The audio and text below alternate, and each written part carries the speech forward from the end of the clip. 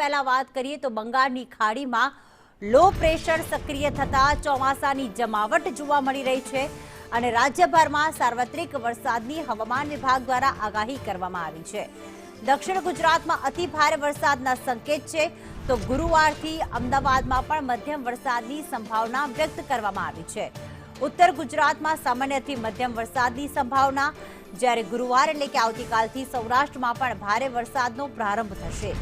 सूरत, डांग, तापी, भरूच अने नवसारीमां अलर्ट आपवामां आव्युं तो वलसाड, दमण, दादरानगर हवेलीमां एलर्ट आपवामां आव्युं छे। ज्यारे गीर सोमनाथ, द्वारका अने सुरेन्द्रनगरमां पण वरसादनी आगाही करवामां आवी।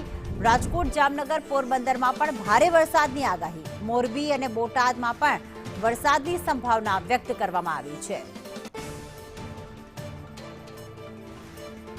ત્યારે હવામાન વિભાગ દ્વારા શું આગાહી કરવામાં આવી રહી છે અને આખરે વિંડીનો મેપ શું સંકેત આપી રહ્યો છે? દિવ્યા ચૌહાણ ન્યૂઝ રૂમથી જોડાઈ ગયા છે। દિવ્યા, દક્ષિણ ગુજરાત અને સૌરાષ્ટ્રમાં તો વરસાદની એન્ટ્રી થઈ ચૂકી છે, પરંતુ હાલમાં હવામાન વિભાગ દ્વારા કયા કયા જિલ્લામાં વરસાદની સંભાવના વ્યક્ત કરવામાં આવી છે?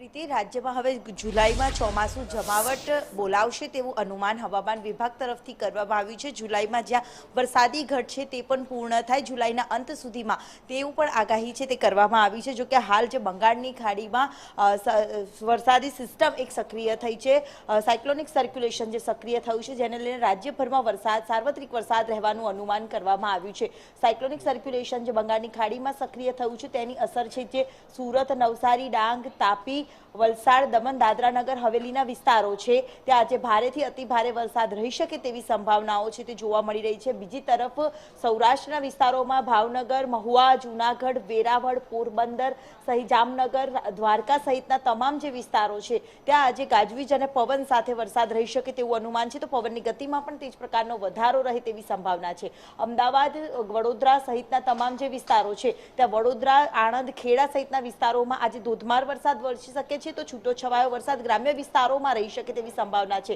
જ્યારે અમદાવાદમાં આજે કેટલાક વિસ્તારોમાં છૂટો છવાયો વરસાદ રહે તેવું અનુમાન કરવામાં આવ્યું છે। ત્યારે ઉત્તર ગુજરાતના કેટલાક ભાગોમાં વરસાદી માહોલ સાથે છૂટો છવાયો વરસાદ રહી શકે, જેમાં મહેસાણા, પાટણ વધારે પ્રભાવિત જોવા મળશે। તો એ જ પ્રકારે કચ્છમાં પણ સામાન્યથી મધ્યમ વરસાદની આગાહી છે જે આપવામાં આવી છે। સાથે જ વિંડીના મેપમાં પણ તે જ પ્રકારનો વરસાદ અને વરસાદી માહોલ પણ દર્શાવાઈ રહ્યો છે। તો બીજી તરફ હવામાન વિભાગ તરફથી જે એલર્ટ આપવામાં આવ્યું છે જેમાં સૌથી વધારે દક્ષિણ ગુજરાતના ભાગો જેમાં નવસારી, સુરત, ડાંગ, તાપી આટલા વિસ્તારો છે કે જ્યાં હેવી રેઇનફોલની આગાહી અને થંડરસ્ટોર્મની આગાહી આપવામાં આવી છે। તો અન્ય સૌરાષ્ટ્રના ભાગો અને દક્ષિણ ગુજરાતના ભાગો સાથે મધ્ય ગુજરાતમાં જેમાં વડોદરા, છોટાઉદેપુર સહિતના તમામ જે વિસ્તારો છે ત્યાં આજે સામાન્યથી મધ્યમ તો કેટલાક જિલ્લાઓમાં ભારે વરસાદ રહી શકે છે, તો પવનની ગતિમાં પણ વધારો રહેશે, ગાજવીજ સાથે વરસાદ રહેવાનું અનુમાન કરવામાં આવ્યું છે, જેને લઈને જરૂરી એલર્ટ છે તે પણ આપવામાં આવ્યા છે। એટલે કે રાજ્યભરમાં સાર્વત્રિક વરસાદ રહેશે। આગામી દિવસ પહેલા આવતીકાલથી વરસાદનું જોર પણ યથાવત રહેવાનું અનુમાન કરવામાં આવ્યું છે, જેમાં બંગાળની ખાડીમાં થયેલી સિસ્ટમ જે સક્રિય તેના લઈને રાજ્યભરમાં આજે વરસાદ રહેવાનો છે। 3 દિવસ સુધી સાર્વત્રિક વરસાદ રહે તેવું અનુમાન છે।